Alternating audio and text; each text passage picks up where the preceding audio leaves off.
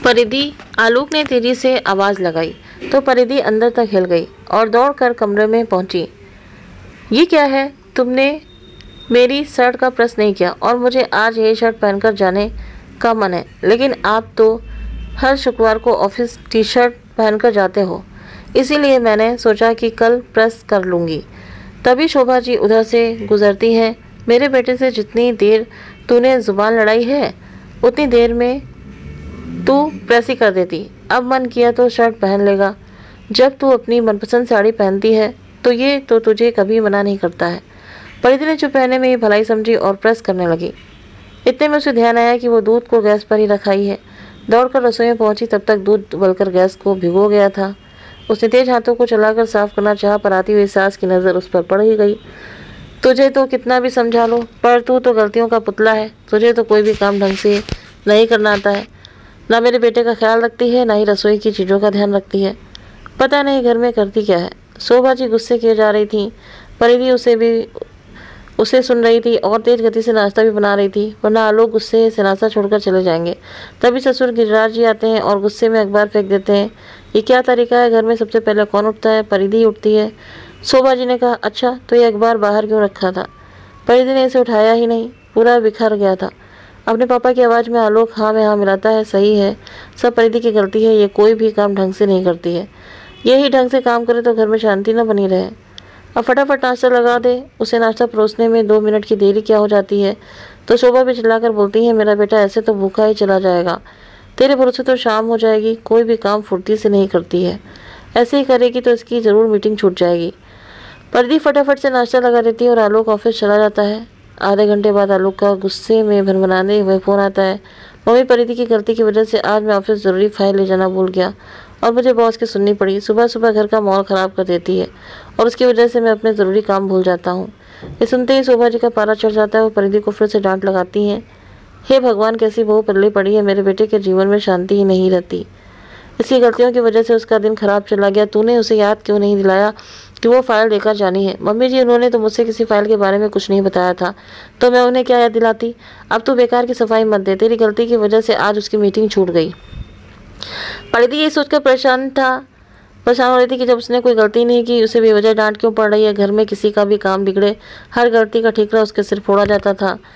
इस घर की बहू हूँ, आलोक की पत्नी हूँ, कोई नौकरानी तो नहीं हूँ। ये लोग तो ऐसे व्यवहार करते हैं जैसे सारी दुनिया सही है और एक मैं ही गलत हूँ। परिधि की आंखें भीग जाती हैं। परिधि को कुछ समझ नहीं आता है, आखिर वो क्या करे। उसे याद है जब वो छोटी थी तो अपने मम्मी पापा के साथ कितने सुख से रहती थी। एक बार कार में मम्मी पापा के साथ जा रही थी। गलत दिशा में सामने से आते हुए ट्रक ने टक्कर दी और उनकी कार के परखच्चे उड़ गए। मम्मी पापा की मौके पर ही मौत हो गई और वो उछल कर दूर जा गिरी थी। उसे उसकी दादी ने ही पाला था, पर वो भी अपने दूसरे बेटे बहू पर ही निर्भर थी। चाची ने उसे ज़्यादा पढ़ाया लिखा नहीं। वो पढ़ने में बहुत तेज़ थी, इंजीनियरिंग करना चाहती थी, पर उसको लगा कि वो बेकार में पढ़ाई कर पैसा लगाने से बेहतर है इसकी शादी करके इसके बोझ से मुक्ति पा ली जाए। दादी ने समझाया कि अभी वो 18 साल की है और उसे घर गृहस्थी के काम भी नहीं आते। इतनी जल्दी शादी मत करो, उसे आगे पढ़ लेने दो। पर चाचा चाची ने उसकी बात नहीं मानी। उसकी शादी के लिए एक ही घर देखा, कुछ छानबीन नहीं की और शादी कर दी। शादी के कुछ साल बाद दादी की मृत्यु हो गई और चाचा चाची उसे घर भी कम बुलाते हैं। परिधि को लगता है कि अब वो दुनिया में किसके पास जाकर अपने दर्द कहे, कोई उसकी सुनने वाला भी नहीं, इसीलिए वो अकेले ही रोकर दिल हल्का कर लेती है। रोते रोते कब उसकी आंख लग गई उसे पता ही नहीं चला। बाहर शोर शराबे से उसकी नींद टूटी। शोभा जी चिल्लाकर बोल रही थी, अरे इसने मोटर बंद नहीं की, सारी टंकियां भर गई और पानी से छत भर गई। कितना पानी फैल गया है और मोटर का कितना बिल आएगा। इसके माँ बाप तो लाइट का बिल नहीं भरने आएंगे, पैसा तो मेरे बेटे की जेब से जाएगा। इसका क्या बिगड़ेगा, ये तो मज़े से दोनों समय मुफ्त का खाना खाती है। माँ बाप तो मर ही गए। चाचा चाची ने फूहड़ लड़की हमारे मत्थे मर दी। परिधि ने देखा तो छत में से पानी टपक कर नीचे सीढ़ियों से बह रहा था, पर उसे याद नहीं आ रहा था कि उसने मोटर को पानी भरने के लिए चालू किया हो। हाँ, तभी उसे याद आया कि वो तो रसोई में काम कर रही थी, पानी खत्म हो गया था तो मोटर मम्मी जी ने चालू की थी। वो खुद चलाकर भूल गई थी और सारा दोष उसे ही दे रही थी, लेकिन परिधि को सब सुनना पड़ता था। कुछ समय बाद परिधि ने एक प्यारी सी बेटी को जन्म दिया। भूमि के आने से उसका मन बहुत खुश हो गया था। अपनी नन्ही गुड़िया को बाहों में लेकर वो सारे दर्द भूल जाती थी। वो ससुराल वालों के ताने सुनकर भी अपनी बेटी की परवरिश में लग गई थी। आलोक और शोभा जी भूमि से बड़ा प्यार करते थे, उसका बहुत ख्याल रखते थे। भूमि के दूध और नाश्ते में देरी हो जाए तो परिधि को ये सब सुनना पड़ता था। भूमि एक दिन खेलते खेलते पार्क में गिरी, उसे बहुत चोट आई तो सबने मिलकर परिधि को डांट दिया। सब तेरी गलती है, तू मेरी पोती का ध्यान नहीं रख सकती है, जाने कौन से काम में लगी रहती है। परिधि को उस दिन भी बहुत दुख हुआ।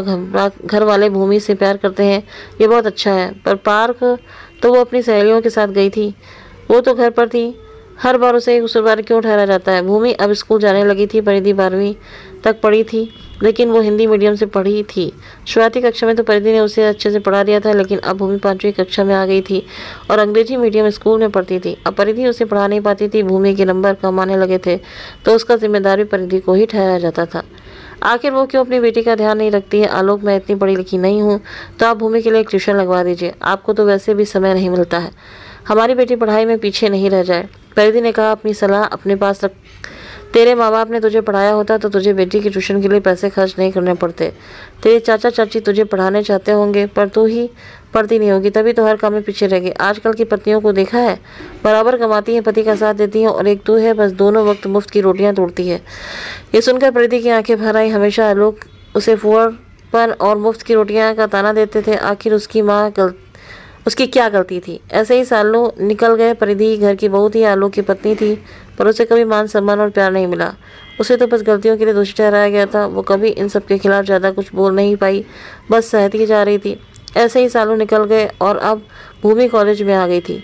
वो अपनी मम्मी परिधि से बहुत प्यार करती थी। बचपन से देख रही थी उसके दादा दादी और पापा उसकी मम्मी के साथ कितना बुरा व्यवहार करते थे, पर छोटी होने के कारण वो कभी कुछ बोलती नहीं थी। अब वो समझदार हो गई थी, अच्छा बुरा सब समझती थी। अपनी परीक्षाओं की तैयारियां कर रही थी। भूमि एक रात को सो जाती है और उसके कुछ प्रश्न छूट जाते हैं।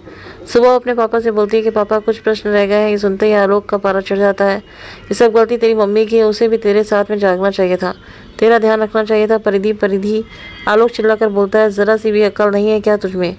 बेटी की परीक्षाएं चल रही हैं और तू मजे से सोती है। आज तेरी गलती की वजह से इससे कुछ प्रश्न रह गए हैं। तू रात भर साथ में जागती तो भूमि परीक्षा की अच्छे से तैयारियां कर लेती। भूमि के दादा दादी भी सारा दोष उस पर मर देते हैं। परिधि बरसों से ये सब सहन कर रही थी, तो उसे अब एहसास होना बंद हो गया था, पर आज भूमि चुप ना रह सकी। आप लोग बस कीजिए, मैं आप लोगों के आगे हाथ जोड़ती हूँ, ये सब अब तो बंद कर दीजिए। मैं बचपन से ये सब देख रही हूँ। पापा, आप क्यों हर गलती का ठीकरा अपनी पत्नी के सिर फोड़ देते हो। गलती चाहे किसी की भी हो, पर उसके लिए दोषी सिर्फ मम्मी को ही ठहरा जाता है। मम्मी कोई पंचिंग बैग है जो जब आया एक मुक्का मारता चला गया, और मम्मी सब सहन करती चली गई। पापा, आपने अपनी पत्नी का ख्याल नहीं रखा, यह आपकी सबसे बड़ी गलती है। आपको अपनी माँ का दर्द नजर आया, आपको अपनी बेटी की पीड़ा महसूस हुई, लेकिन अपनी पत्नी की परेशानी को कभी भी नहीं समझा। पापा, मम्मी पापा बचपन में उन्हें छोड़कर चले गए थे, इसमें मम्मी की क्या गलती है। उनके चाचा चाची ने उन्हें पढ़ाया नहीं, जल्दी शादी कर दी तो इनकी क्या गलती है। इन्होंने हिंदी मीडियम में पढ़ाई की तो इनकी क्या गलती है। आपने हमेशा अपनी पत्नी को दबा कर रखा, इसमें सम्मान की धज्जियाँ उड़ाते रहे। आप हमेशा से मम्मी को डांटते रहे, मम्मी ने कभी पलट कर जवाब नहीं दिया। मम्मी ने से सबसे बड़ी गलती ये हुई कि इन्होंने अन्याय सहा है, कभी आप लोगों के खिलाफ आवाज़ नहीं उठाई। हर इंसान अपने जीवन में गलतियाँ करता है, पर उसे उसका एहसास नहीं होता है। पर पत्नी या बहू गलती करे तो उसका ढिंढोरा पीटा जाता है, गलती ना भी करे तो उसे ही दोषी बनाया जाता है। आखिर पत्नी ही तो हर बार कसूरवार नहीं होती है, पर यह पुरुष प्रधान समाज है, यहाँ पत्नियों और बहुओं की गलतियों को कभी माफ़ नहीं किया जाता। पापा, आज तो मैं यहाँ पर हूँ, कल को मेरी पढ़ाई पूरी हो जाएगी, मैं भी किसी की पत्नी बनूंगी, तब मुझे भी हर बात के लिए दोषी ठहराया जाएगा, तो आपको कितना दुख होगा। मैं अपने ससुराल में रोते हुए आपको फ़ोन करूँगी तो आपको कितना दर्द होगा। पर यहाँ तो मम्मी को ये भी सहारा नहीं मिला। वो रोती होगी, पर उनका दुख दर्द सुनने के लिए उनके मम्मी पापा नहीं हैं। अपनी बेटी को दुख में देखकर उनकी आत्मा कितनी तड़पती होगी, उन्हें कितना दुख पहुंचता होगा। भूमि की बात सुनकर सभी के चेहरे पर चुप्पी छा गई। कोई कुछ नहीं बोल रहा था, सब अपने गलत व्यवहार के लिए शर्मिंदा हो रहे थे। पापा, सच्चे मन से बताओ कि मम्मी ने क्या हमेशा बस गलती की है।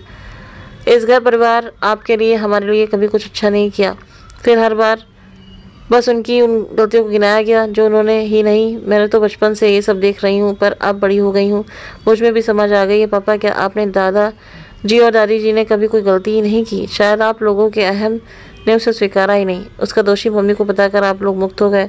भूमि की बात पर किसी के पास कोई जवाब नहीं था। भूमि की बात का सब खामोश खड़े थे, पर आज परिधि की आंखों से बरसों का दर्द आंसू बनकर बह रहा था। आज उसे अपनी बेटी ने अपनी मम्मी नजर आ रही थी, जिसने उसके दर्द को महसूस किया। वो भूमि से लिपट कर रोने लगी और रोती ही रही जब तक उसका मन हल्का नहीं हो गया। तो दोस्तों, कई घरों में पत्नी की यही स्थिति है, उसे हर बात के लिए कसूरवार ठहराया जाता है, गलतियों का ठीकरा उसके सिर ही फोड़ा जाता है, पर जो सहती हैं वो दबती हैं, इसलिए जवाब देकर सम्मान से जीना चाहिए। उम्मीद करते हैं आप सभी को कहानी पसंद आई होगी। वीडियो पसंद आया हो तो वीडियो को लाइक करें, शेयर करें और हमारे चैनल को सब्सक्राइब करना ना भूलें।